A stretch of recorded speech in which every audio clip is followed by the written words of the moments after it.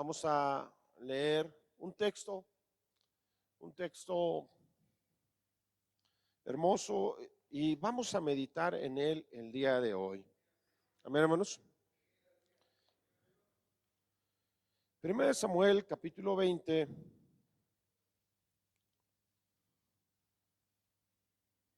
verso 31. Amén, hermanos. ¿Lo tenemos a la mano? Porque todo el tiempo que el hijo de Isaí viviere sobre qué, hermanos, sobre la tierra, ni tú estarás firme, ni qué, hermanos, ni tu reino. Envía pues ahora y tráemelo, porque qué, hermanos, porque ha de morir. Una vez más, porque todo el tiempo que el hijo de Isaí viviere sobre la tierra, ni tú estarás firme, ni tu reino. Envía pues ahora y tráemelo, porque ha de morir. Amén, hermanos. Y hemos orado por la palabra, podemos tomar nuestros lugares, le pedimos al Señor que Él bendiga su palabra. Sabes, le pedimos al Señor que Él prospere su palabra en nosotros y nos haga entender a qué nos enfrentamos tú y yo. Amén. Esta parte de la escritura la habló el rey Saúl, pero la habló un rey Saúl que había sido conquistado por un espíritu malo. El rey Saúl tuvo dos épocas en su vida muy diferentes, muy marcadas, muy notorias. Un día el Espíritu Santo lo tomó y transformó, cambió su corazón en otra persona. El día que el Espíritu Santo lo tomó, el rey Saúl hasta profetizó. El rey Saúl emprendió batallas para defender a Israel porque los enemigos de Israel lo querían destruir, lo querían echar de la tierra. Ponga atención en esto, porque a usted y a mí es nuestra historia. A usted y a mí también el enemigo tiene mucho interés en echarnos de nuestra tierra. Entonces, al pueblo de Israel, los filisteos lo querían echar de la tierra que Dios les había dado. Mientras el Espíritu de Dios moró en Saúl, sabe que los filisteos no pudieron quitarle absolutamente nada. Y cada batalla en la que se enfrentaban, Israel la ganaba. Pero un día eso cambió, porque la vida de Saúl comenzó a desviarse. Y en vez de pelear las batallas del Señor, empezó a codiciar oro y plata. Y empezó a buscar, ¿verdad?, la riqueza. Entonces Dios se apartó de él y en su vida un espíritu malo se posesionaba de él, reinaba en él, lo gobernaba, lo controlaba. De tal manera que sus actos los dictaba ese espíritu malo. Por eso cada vez que quería, ¿verdad?, por ahí hacer algo, pues David empezó a ver muchos cambios muy incomprensibles para él. Amaba él a David, amó a David, admiraba a David, lo quiso adoptar como si fuera un hijo suyo, pero luego venía el espíritu malo que lo atormentaba y él buscaba atravesar con la lanza a David. Hablaba cosas, pues, en profecía, mientras el Espíritu de Dios estuvo con él. Pero este texto de Primera de Samuel, capítulo 20, verso 31, lo habló cuando el Espíritu de Dios ya no estaba en él. Lo habló cuando lo que había y moraba en él era ese espíritu del enemigo. Y él un día sostuvo esta plática con su hijo, Jonathan. Jonathan amaba a David, se unió con él, su vida quedó ligada a la de David. Y pongamos atención en esto. Tu vida y la mía debe de estar ligada a esa raíz de Isaí, a ese hijo de David o a ese hijo de Isaí. Y cuando Saúl tuvo esta plática con Jonathan, le dijo, mira Jonathan, quiero que entiendas esto. Mientras el hijo de Isaí viva en la tierra, olvídate que vas a tener reino. Tu reino no va a ser estable, tú no vas a tener corona, él te lo va a quitar, él va a tomar tu lugar. Y entiéndelo, el hijo de Isaí debe morir, así es de que me lo vas a traer porque ha de morir. Saúl empezó a buscar a todas luces, a toda costa, matar a David, porque David se oponía a sus planes. Realmente Saúl tenía una mentalidad humana, él pensaba como hombre, pero había una intención todavía más perversa dentro de él que movía todo su actuar, su caminar, su decidir. Él quizás nunca comprendió que quien verdaderamente lo estaba gobernando y controlando era el mismo diablo. Herodes tampoco comprendió que quien controlaba su corazón, su voluntad, era el mismo diablo. Cuando Herodes decidió matar a Jesús, fue por exactamente el mismo motivo, porque Herodes pensó que de existir ese niño, ese rey de los judíos que había nacido, su reino no sería ni firme ni estable. El mismo espíritu que comenzó a atormentar a Saúl siguió generación tras generación controlando vidas, como incluso la de Herodes.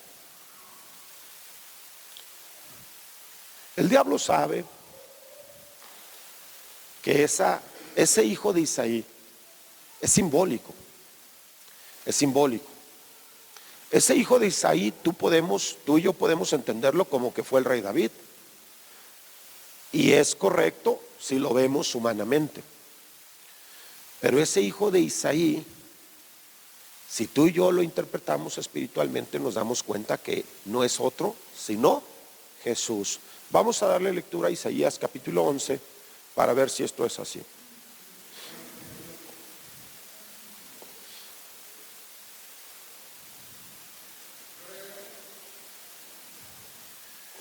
Y a su nombre, hermanos.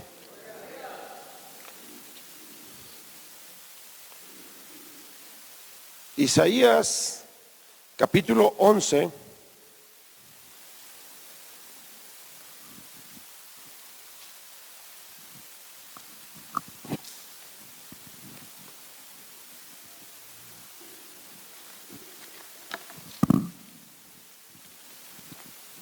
Verso 10.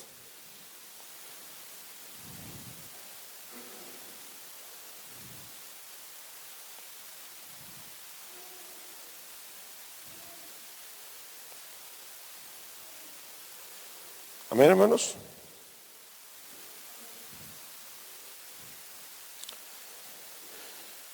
Dice de la manera siguiente: acontecerá en aquel tiempo que la raíz de Isaí, la cual estará puesta por pendón a los pueblos, será buscada por las gentes, y su habitación, ¿qué, hermanos? Y su habitación será gloriosa. Vamos a ver una parte también, hermanos, de la escritura en el libro de Daniel.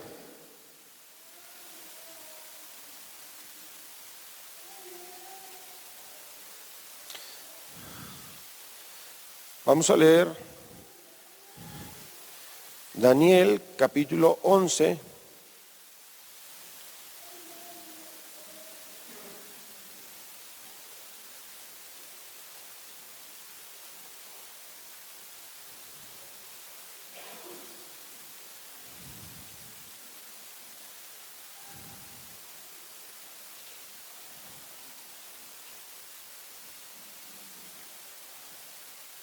¿Lo tenemos, hermanos? Vamos a leer del verso 36.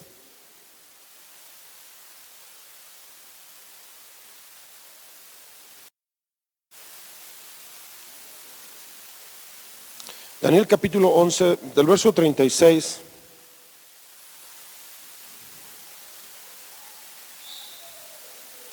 Verso 36 y 37. ¿Lo tenemos, hermanos? Daniel capítulo 11, verso 36 y verso 37 dice: y el rey hará su voluntad y se ensoberbecerá y se engrandecerá. ¿Se engrandecerá cómo, hermanos? Sobre todo Dios. ¿Y contra el Dios de qué, hermanos? Contra el Dios de los dioses, ¿qué dice? Hablará maravillas y prosperará, hasta que sea consumada la ira, porque lo determinado se cumplirá. Del Dios de sus padres no hará caso, ni del amor de las mujeres, ni respetará a Dios alguno, porque ¿qué, hermanos? Porque sobre todo se engrandecerá. Vamos a leer Apocalipsis.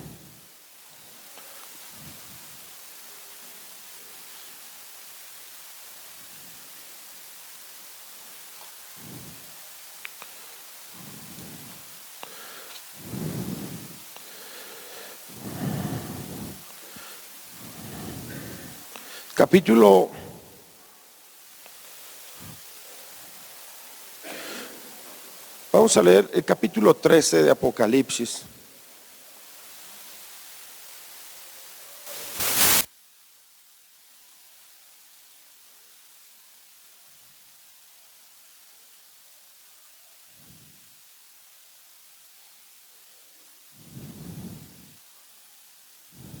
Del verso 4 al verso 8. Amén, hermanos. Apocalipsis capítulo 13, del verso 4 al verso 8. Y adoraron al dragón que había dado autoridad a la bestia, y adoraron a la bestia, diciendo: ¿quién como la bestia? ¿Y quién podrá luchar contra ella? También se le dio boca que hablaba grandes cosas y blasfemias. Y se le dio autoridad para actuar 42 meses, y abrió su boca en blasfemias contra Dios, para blasfemar de su nombre, de su tabernáculo y de los que moran en el cielo. Y se le permitió hacer guerra contra los santos y vencerlos. También se le dio autoridad sobre toda tribu, pueblo, lengua y nación.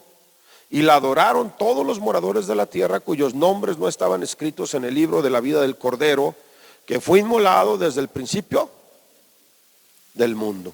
Sí, dice así, ¿verdad, hermanos? Ahora vamos a leer Colosenses.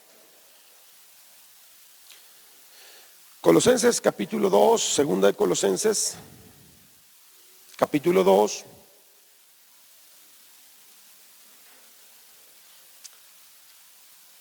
Del verso 3 al verso 9. Segunda de Colosenses capítulo 2. Perdón, segunda de Tesalonicenses capítulo 2, del verso 3 al verso 9. Amén, hermanos. ¿Lo tenemos? Dice así: nadie os engañe en ninguna manera, porque no vendrá sin que antes venga ¿qué? La apostasía.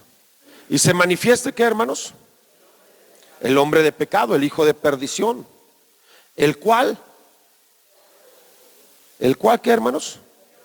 Se opone y se levanta contra todo lo que se llama Dios o es objeto de culto, tanto que se sienta en el templo de Dios como Dios, haciéndose pasar por Dios.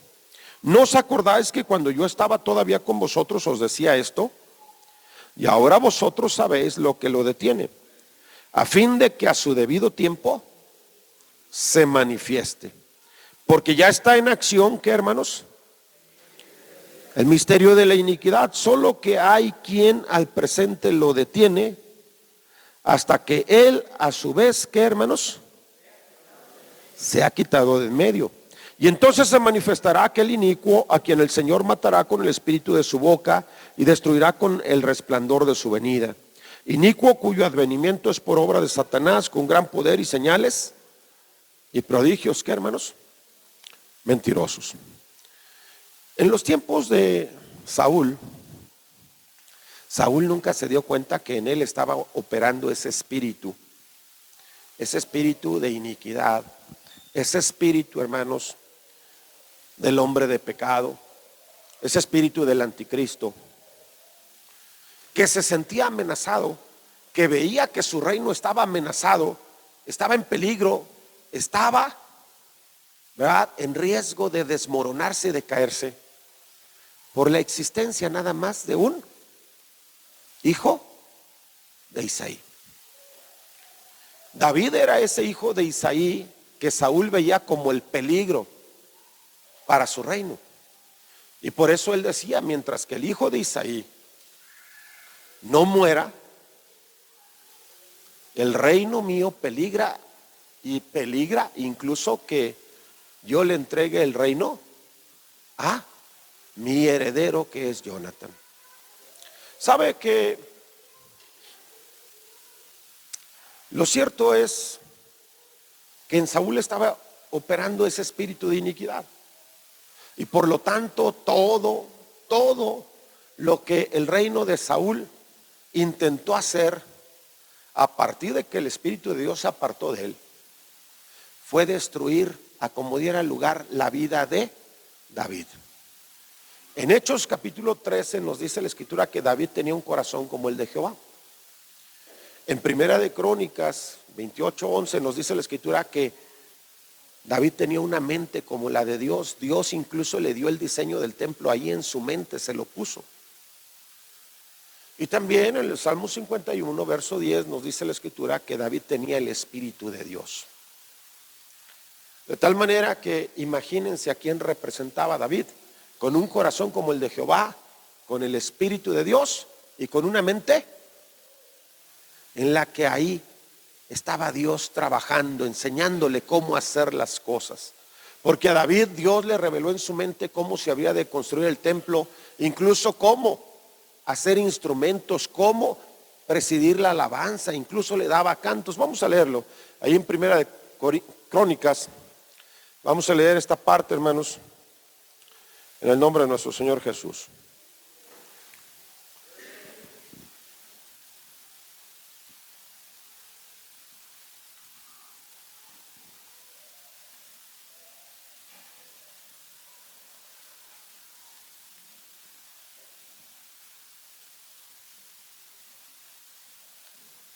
Vamos a leer ahí en Primera de Crónicas, capítulo 28.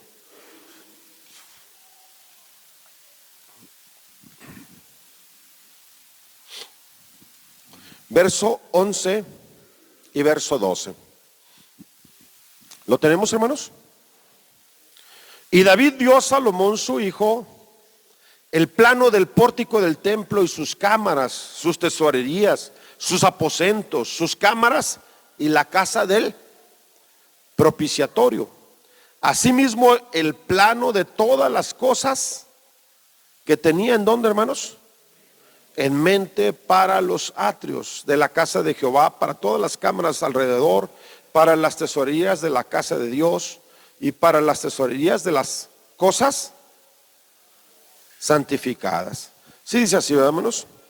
Entonces nos damos cuenta que ahí en la mente de David estaba pasando esto que dice en el verso 19. Ahí mismo en Primera Crónicas capítulo 28 verso 19 dice: todas estas cosas, dijo David, ¿qué pasó, hermanos? Me fueron trazadas por la mano de Jehová, que me hizo entender que, hermanos, todas las obras del diseño. Entonces ahí en la mente de David estaba trabajando el Señor. Su corazón era como el del Señor. Por eso dijo el Señor: Él hará todo lo que yo quiero. Porque la mente de David era como la de Dios, el corazón de David era como el de Dios. Y sabe, y el espíritu que moraba en David era el espíritu de Dios. Saúl ya no tenía esa mente. No tenía ese corazón. Dios le había dado un corazón así. En 1 Samuel capítulo 9, vamos a leerlo, hermanos. Y a su nombre.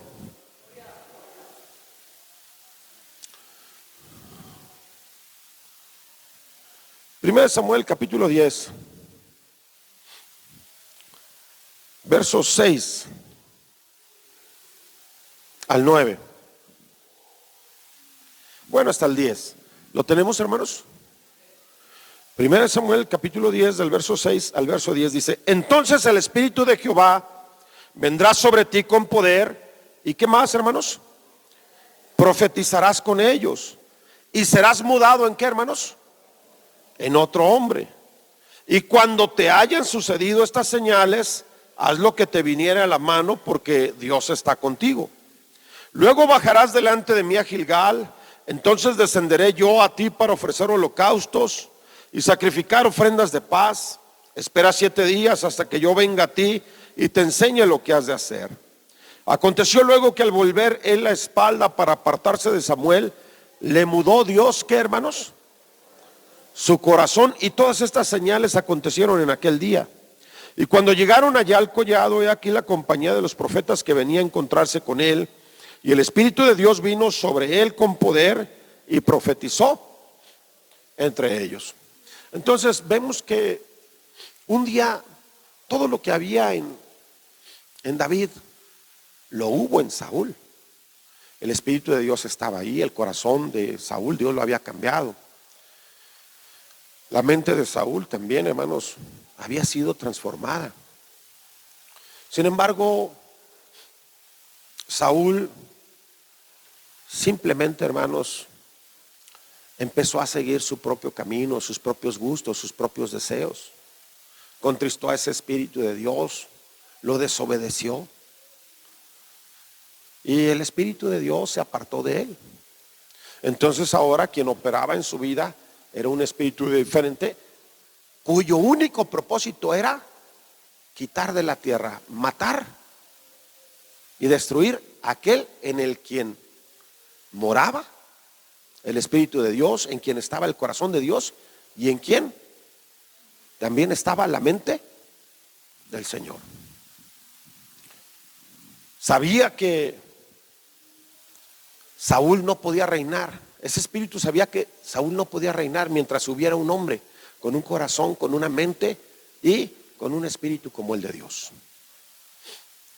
Por lo tanto, él dijo: no, si yo quiero reinar, si yo quiero que me adoren a mí, si yo quiero que incluso me pongan a mí en el lugar de Dios, tengo que destruir a ese hijo de Isaí.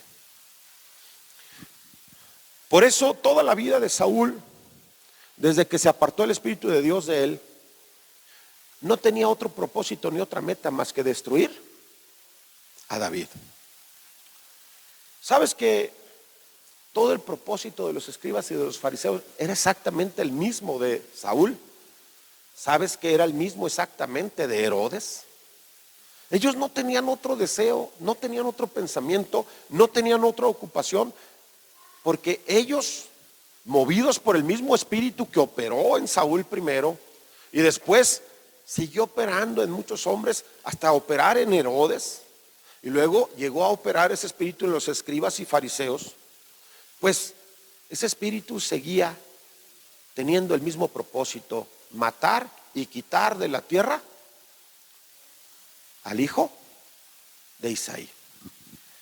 Ese hijo de Isaí que en los tiempos de David era David, pero en los tiempos de Jesús era esa raíz y linaje de Isaí. Así lo dice Isaías 11:10. Y así lo dice Apocalipsis capítulo 22, verso 10. Yo soy la raíz y el linaje de David. ¿Sabes que mientras que Cristo estaba en la tierra, el diablo sabía que no podía inundar de oscuridad la tierra? El diablo sabía que no podía controlar ni reinar sobre todos los hombres. Sabía que todo su reino se tambaleaba. Cada vez que Jesús se presentaba, el diablo se estremecía, porque él sabía que su reino no era firme a causa de que esa raíz de Isaí había y seguiría reinando. Por eso todo el problema de la muerte de Jesús se centraba en discutir si él era o no el rey de los judíos. Jesús sabía que lo era, pero no a la manera en que ellos lo pensaban. ¿Sabe? Por eso lo querían destruir. Sin embargo, Jesús dijo esto en San Juan, capítulo 12. Vamos a leer San Juan, capítulo 12.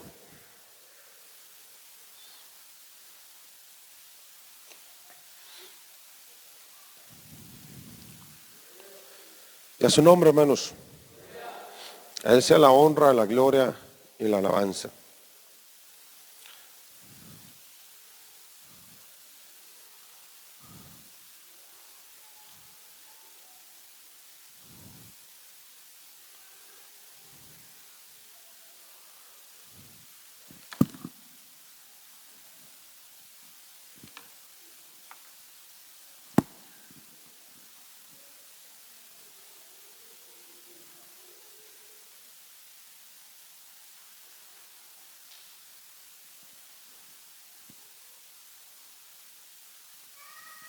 Vamos a leer ahí, en esta parte de San Juan,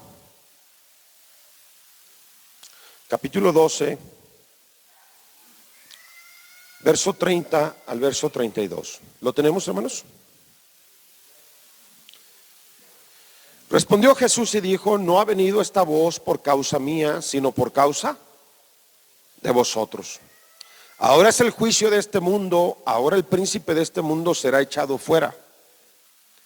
Y yo, si fuere, ¿qué, hermanos? Levantado de la tierra, ¿qué dice? A todos atraeré a mí mismo. Y decía esto dando a entender de qué muerte iba a morir.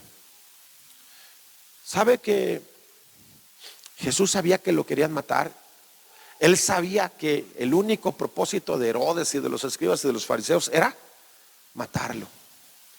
Y él sabía que la intención que tenían de matarlo era para que el reino de ese espíritu que operaba en todas esas gentes se confirmara.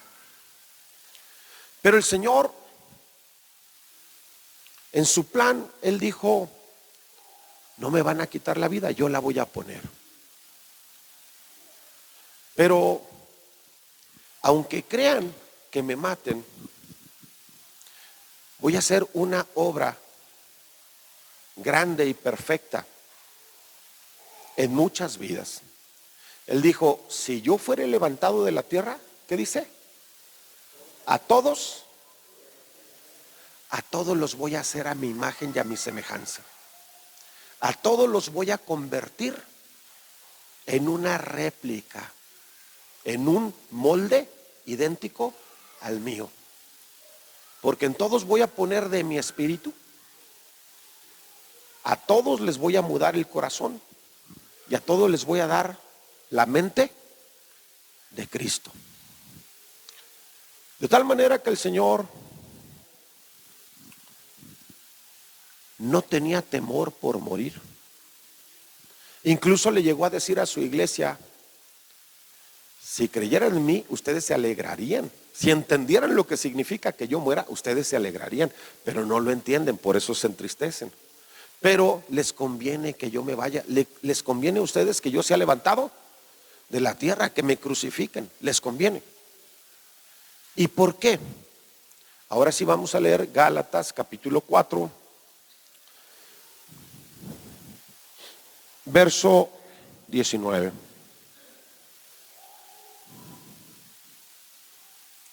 Y a su nombre, hermanos. A Él sea la honra, la gloria y la alabanza. Gálatas capítulo 4, verso 19. Amén, hermanos. Dice así: hijitos míos, por quienes vuelvo a sufrir, ¿qué, hermanos? Dolores de parto, hasta que ¿qué? hasta que Cristo sea formado en vosotros. Esto lo dijo el apóstol Pablo. El apóstol Pablo era un hombre de lo más necio y de lo más vil de este mundo. Primera de Timoteo, capítulo 1, verso 13, lo dice así. Primera de Timoteo, capítulo 1,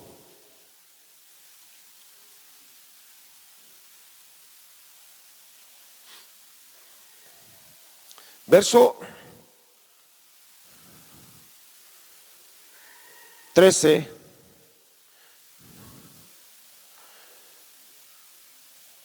Vamos a leer desde el verso 12. ¿Lo tenemos, hermanos?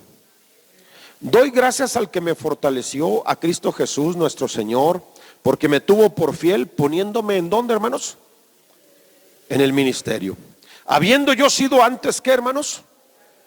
Blasfemo. ¿Qué más? Perseguidor e injuriador. Mas fui, ¿qué, hermanos? Recibido a misericordia porque lo hice en ignorancia. ¿Cómo más, hermanos? En incredulidad. Pablo en esta parte de la escritura estaba haciendo una descripción de cómo había sido su vida, porque había descubierto que su vida era igual a la de Saúl, a la de Herodes, a la de los escribas y los fariseos, porque se había dado cuenta que el mismo espíritu que operaba en ellos llegó a operar en él. Ese espíritu, ¿verdad?, que quería entronizarse, coronarse, reinar sobre toda la tierra, se levantaba contra todo lo que era objeto de culto, contra todo lo que se llamaba Dios. Era blasfemo, hablaba cosas contra el Altísimo. Y Pablo dijo: yo era así, yo era blasfemo, yo hablaba muchas cosas contra el nombre de Jesús. Yo creía que era mi deber hacer muchas cosas contra el nombre de Jesús. Pero un día se dio cuenta que Dios lo alcanzó a misericordia y comenzó a transformar su vida. Lo agarró siendo blasfemo, perseguidor, injuriador, respirando amenazas y muerte, odios, ¿verdad?, torturando cristianos, porque él era esclavo de ese espíritu. Él se dedicaba a matar a los creyentes. Entonces se dio cuenta que Dios había tomado su vida en esa condición y luego Dios había trabajado en él y comenzó a hacer cosas maravillosas. En Efesios, vamos a leer Efesios capítulo 4.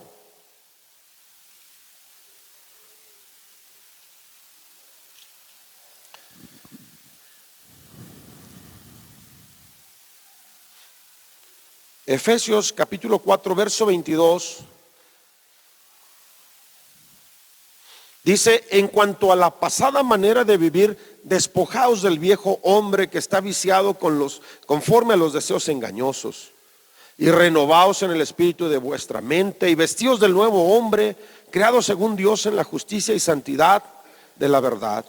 Por lo cual, desechando la mentira, hablad verdad cada uno con su prójimo, porque somos miembros los unos de los otros. Airaos, pero no pequéis, no se ponga el sol sobre vuestro enojo, ni deis lugar al diablo. El que hurtaba no hurte más, sino trabaje haciendo con sus manos lo que es bueno, para que tenga que compartir con el que padece necesidad. Ninguna palabra corrompida salga de vuestra boca, sino la que sea buena para la necesaria edificación, a fin de dar gracia a los oyentes. Y no contristéis al Espíritu Santo de Dios, con el cual fuisteis sellados para el día de la redención. Quítense de vosotros toda amargura, enojo, ira, gritería y maledicencia y toda malicia. Y antes sed benignos unos con otros, misericordiosos, perdonándonos unos a otros, como Dios también nos perdonó a vosotros en Cristo. Colosenses capítulo 3. Vamos a leer, hermanos.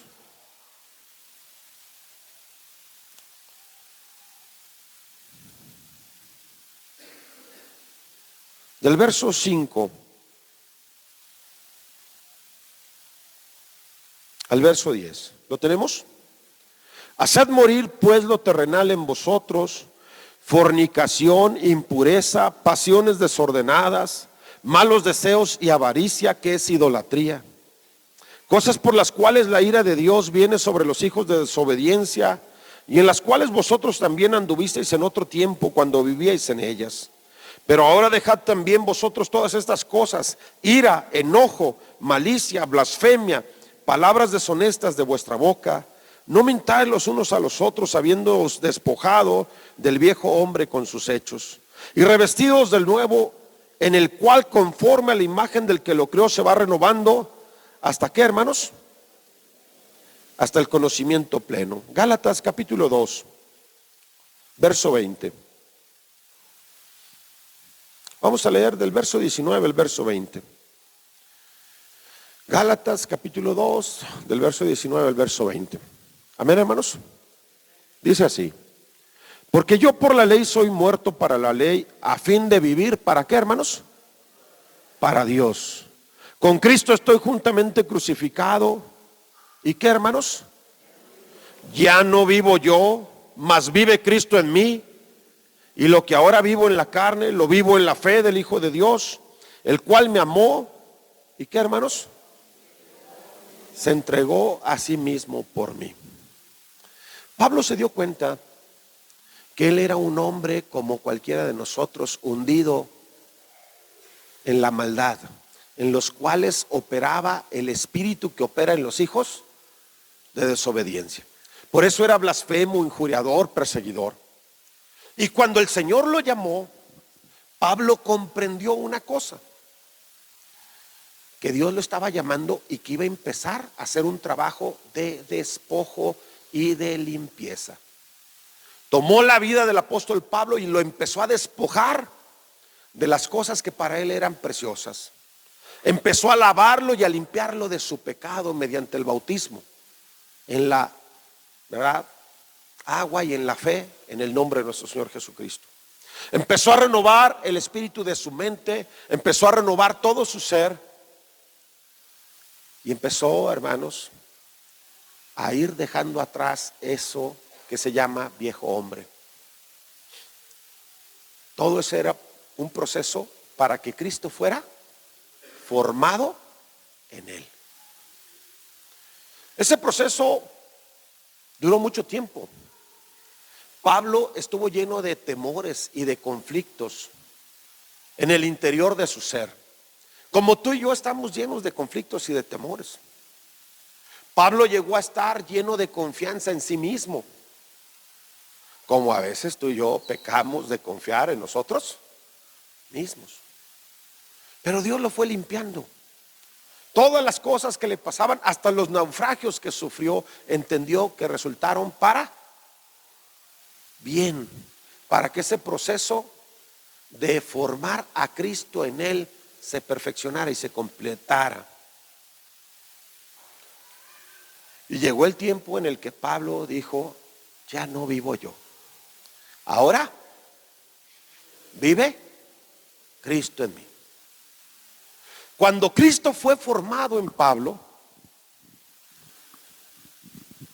y durante todo el proceso de formación de Cristo en Pablo, el diablo empezó a llenarse de ira contra él. Lo mismo que Saúl empezaba o sentía por David, ahora el diablo empezaba a sentirlo por Pablo. Vamos a leer Hechos capítulo 19.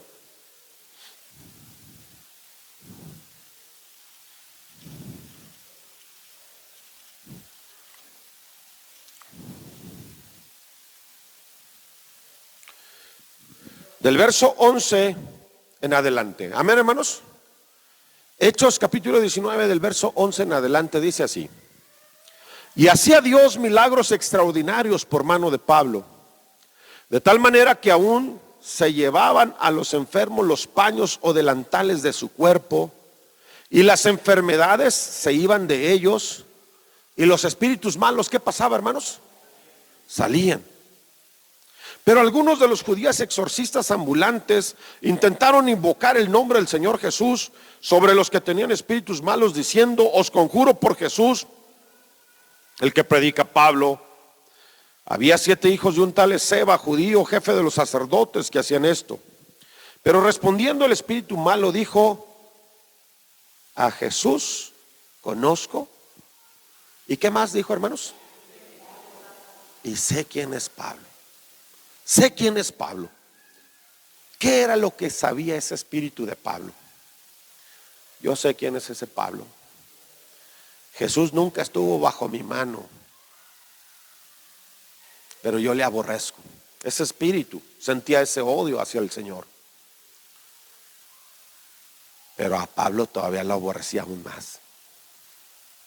Porque el enemigo sabía que Pablo sí había estado en su mano. Pablo sí era de los que habían estado cautivos a merced del enemigo. Habían estado bajo la potestad de las tinieblas. Pero Pablo era una de esas vidas que el Señor sacó de las tinieblas al reino de su amado Hijo. De las tinieblas a su luz admirable. Entonces el enemigo sabía quién era Pablo.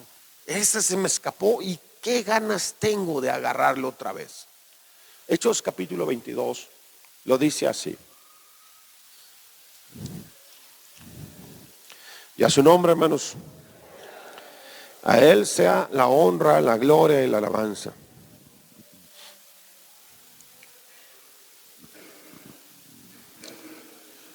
Del verso 17 en adelante, Hechos capítulo 22.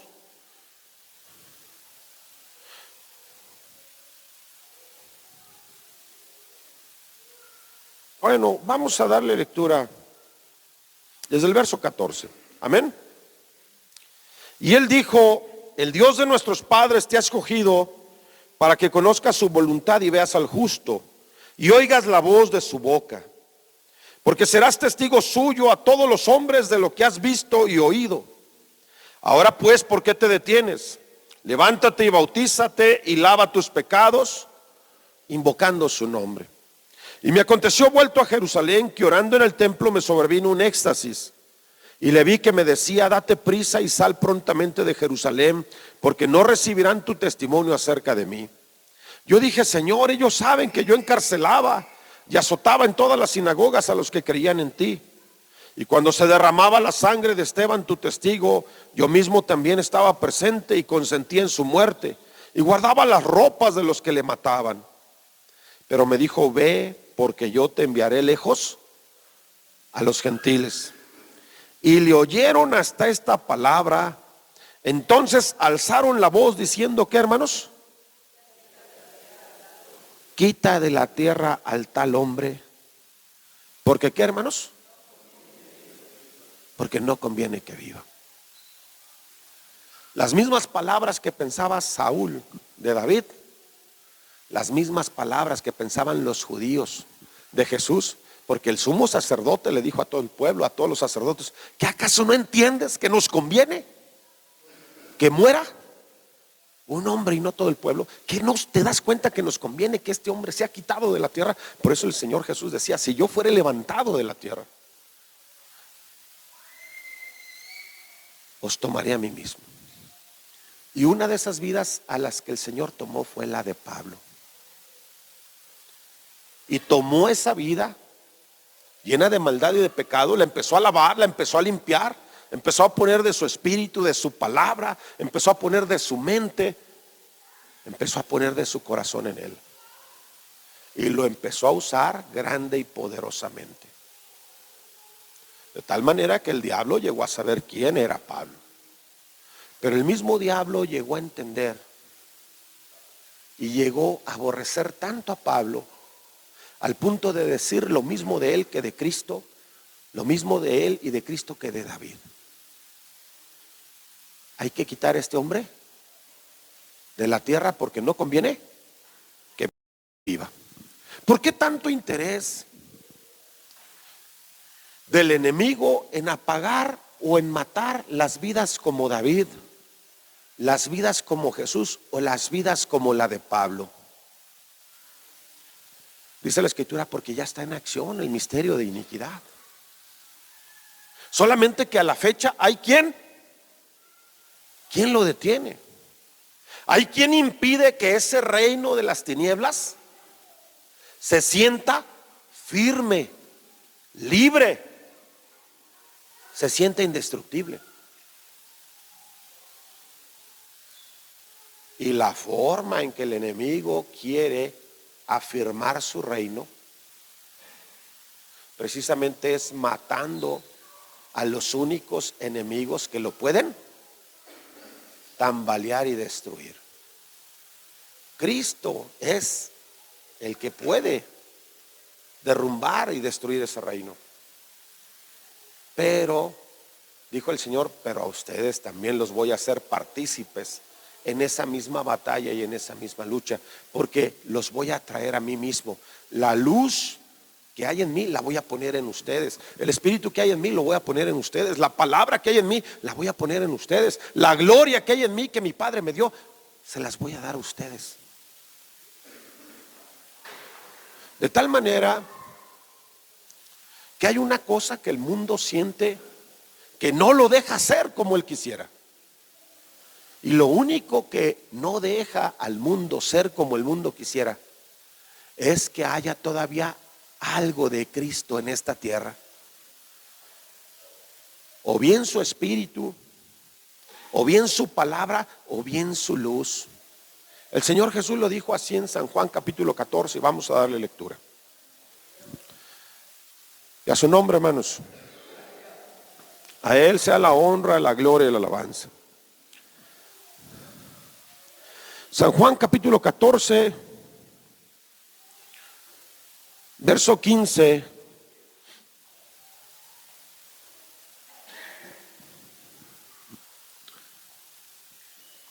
Al verso 20. Si me amáis, guardad mis mandamientos, y yo rogaré al Padre, y os dará, ¿qué, hermanos? Otro consolador. ¿Para que qué, hermanos? Para que esté con vosotros para siempre. El Espíritu de verdad, al cual, ¿qué, hermanos? El mundo no puede recibir porque no le ve ni le conoce, pero vosotros le conocéis porque mora con vosotros. ¿Y qué más, hermanos? Y estará con vosotros. No os dejaré huérfanos, vendré a vosotros. Todavía un poco y el mundo no me verá más, pero vosotros me veréis, porque yo vivo, vosotros también viviréis. En aquel día vosotros conoceréis que yo estoy en mi Padre y vosotros en mí. ¿Y qué más, hermanos? Yo en vosotros. ¿Sabes que Dios prometió no dejar a la tierra ni sin luz, ni sin su presencia? Él dijo, mi espíritu lo pondré en aquellos que aman mi palabra, en aquellos a los cuales yo atraeré a mí mismo. Y aunque parezca que hay muchas tinieblas en la tierra, dijo el Señor a su iglesia, vosotros sois la luz del mundo. Y la luz es la vida de los hombres. Y dijo el Señor, y las tinieblas no prevalecieron contra la luz. Sabes que tú y yo tenemos muchas luchas y tú y yo tenemos muchos problemas porque a veces no comprendemos qué es lo que Dios vino a hacer con nosotros. Tú y yo tenemos malos hábitos, malas costumbres. Tú y yo tenemos errores, rebeliones, pleitos, contiendas, blasfemias, iras, enojos. Y a veces no queremos que el Señor los quite de nuestras vidas. A veces nos conformamos tanto como somos y con los hierros que tenemos, que no nos damos cuenta que el Señor quiere quitar todo eso de nuestras vidas. Y la razón por la que el Señor quiere quitar todas esas cosas de nuestras vidas es porque Él quiere formar en cada uno de nosotros una nueva criatura, o pudiéramos decirlo así, Cristo en vosotros. ¿Sabes que en Jesús habitaba la plenitud de la divinidad? Se dice así, ¿verdad? ¿Y sabes quién habitaba en David? ¿Y sabes quién quiere el Señor que habite en su iglesia? Dijo el Señor que Él sería llamado Emmanuel, que no es otra cosa que esto, Dios con nosotros. Dios quiere habitar entre nosotros. ¿Y por qué quiere habitar entre nosotros? Porque el día que no haya vidas que anhelen que Dios more en ellos, esta tierra simplemente va a estar gobernada y controlada por toda hueste de oscuridad. Lo único que detiene a tanta maldad en la tierra es eso que el Señor nos ha dado. ¿Y qué es lo que nos ha dado? Su espíritu, su palabra, ¿verdad? ¿Sabes? El ser transformados en corazones semejantes a Él. Nos ha dado la promesa de hacer de cada uno de nosotros una obra nueva, un vaso nuevo, un varón perfecto, a la medida de su estatura, de su anchura, de su profundidad.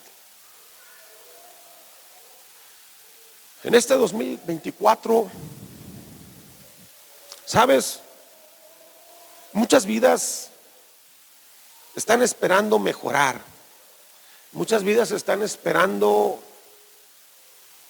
tener mejores resultados, mejores logros que el año pasado. Pero la iglesia necesita, hermanos, levantarse y llenarse de esa presencia de Cristo Jesús en cada uno de nosotros. ¿Sabes que la iglesia necesita estar de acuerdo en que el Señor despoje nuestras vidas de toda maldad, de todo lo viejo? ¿Sabes que el Señor anhela poner de su espíritu en todos nosotros? Y el Señor anhela que su palabra more abundantemente en nuestros corazones. Porque solamente así tú y yo vamos a poder resistir al enemigo. Resistir al enemigo es lo que hizo toda su vida David. Resistió a Saúl y el Señor lo libró de su mano. ¿Sabes que el Señor Jesús resistió a Herodes, resistió a los escribas y los fariseos y siempre lo libró de sus manos? Hasta que llegó el tiempo en que era tiempo de que el Señor partiera. No era el tiempo de que querían disfrutar los escribas y los fariseos. Tú y yo, a lo largo de este tiempo, hermanos, tenemos que entender que efectivamente el enemigo nos quiere matar. O nos mata o impide que ese proceso de que Cristo sea formado en nosotros llegue a terminarse. Por eso a muchas vidas el enemigo nos pone freno en el avance. No, espérate, así estás bien.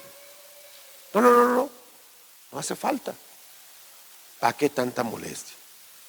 No. ¿Sabes? Simplemente deja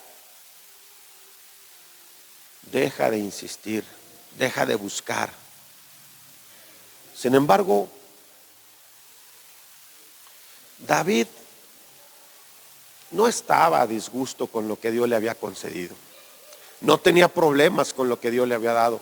Él tuvo problemas con lo que el enemigo puso en su vida. Amén. No con lo que Dios le había dado a su vida, sino con lo que el enemigo puso en su vida. El Señor Jesús, ¿sabes? Se gozaba y alegraba en hacer lo que Dios le había ordenado que hiciera.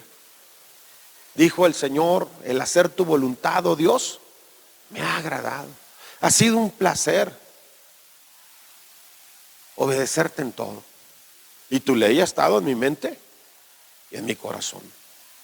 Y sabes, Pablo tampoco se sentía triste, que por los naufragios, que por los azotes que lo habían apedreado. Dijo: sabes, he aprendido que a veces cuando más débil soy, Dios obra más en mí, más fuerza de Él recibo para seguir. Se gozaba. Por eso llegó a decir: yo ahora me gozo más bien en mis tribulaciones.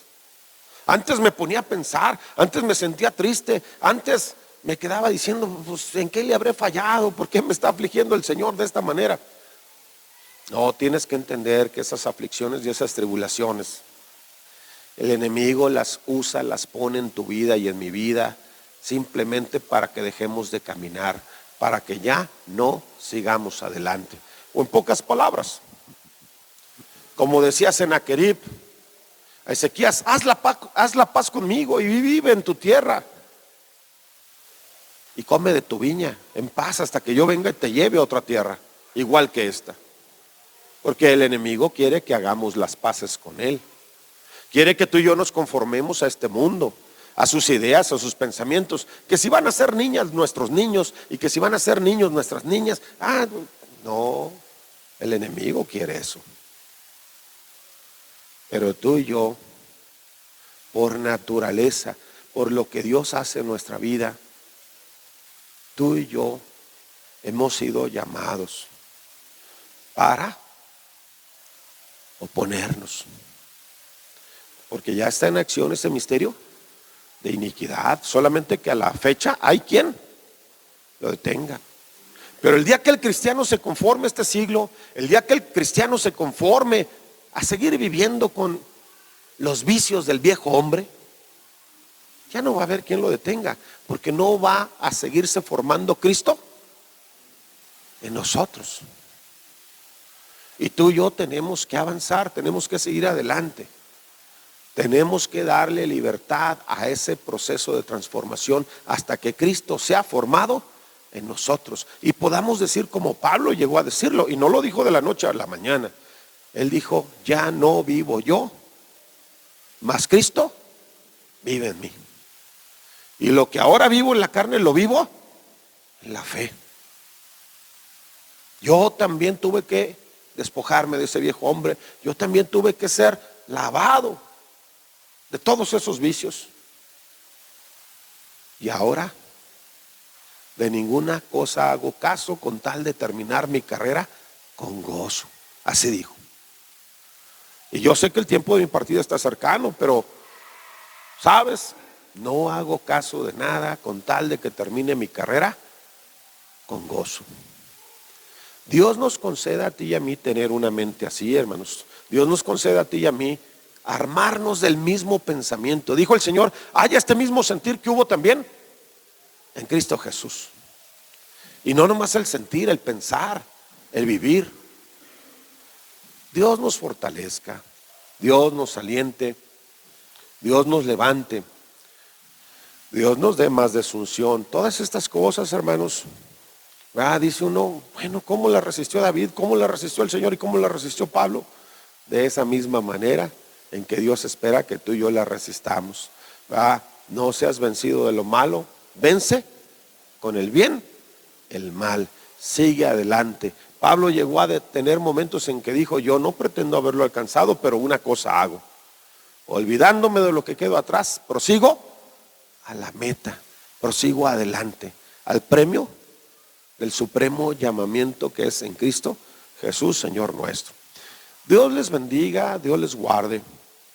Dios nos conceda comprender por qué nos pasan tantas cosas.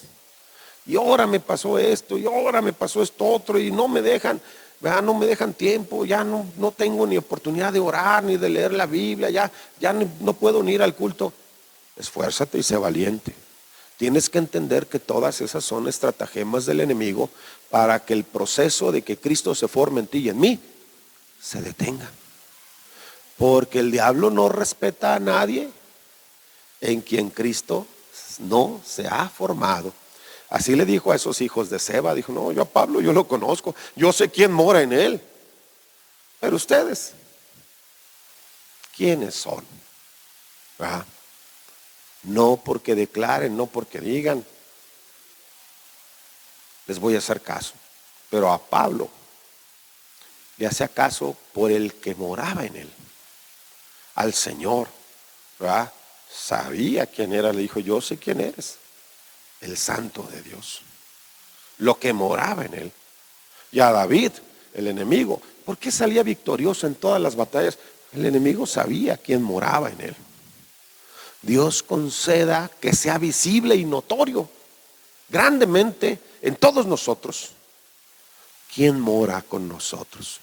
Busquémoslo, sigámoslo, busquémosle, ¿verdad?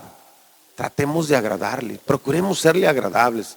Tenemos un año nuevo, un año más, gracias a Dios. Muchas vidas no salieron el pasado, ¿verdad? Muchas vidas no salieron la pandemia, pero a ti y a mí el Señor aquí nos ha concedido estar. Dios nos dé redoblado ánimo, redoblada voluntad. Dios haga que los ancianos tengan nuevas fuerzas. Y Dios conceda que los jóvenes no se cansen. Dios conceda que la iglesia, ¿verdad?, reverdezca, aunque parezca que se llena de ancianos, no, que reverdezca, que fructifique, que florezca y que nuestras vidas sigan adelante. Hay quien está interesado en que tú y yo muramos, pero hay quien quiere que tú y yo tengamos vida. El Señor vino a eso. Dijo el Señor en San Juan capítulo 10, verso 10. Mi hermano Sansón, yo pensaba que ahora iba a dar la escuela dominical de otra cosa, ¿verdad? Dije, van a descansar los hermanos de tanto San Juan 10, 10. Pero no, todo se resume en eso. El diablo vino a eso, a matarnos, porque ve que su reino peligra con todos los que seguimos al Señor. Pero el Señor vino a darnos esa vida que tú y yo necesitamos, esa vida en abundancia. Dios les bendiga, Dios les guarde.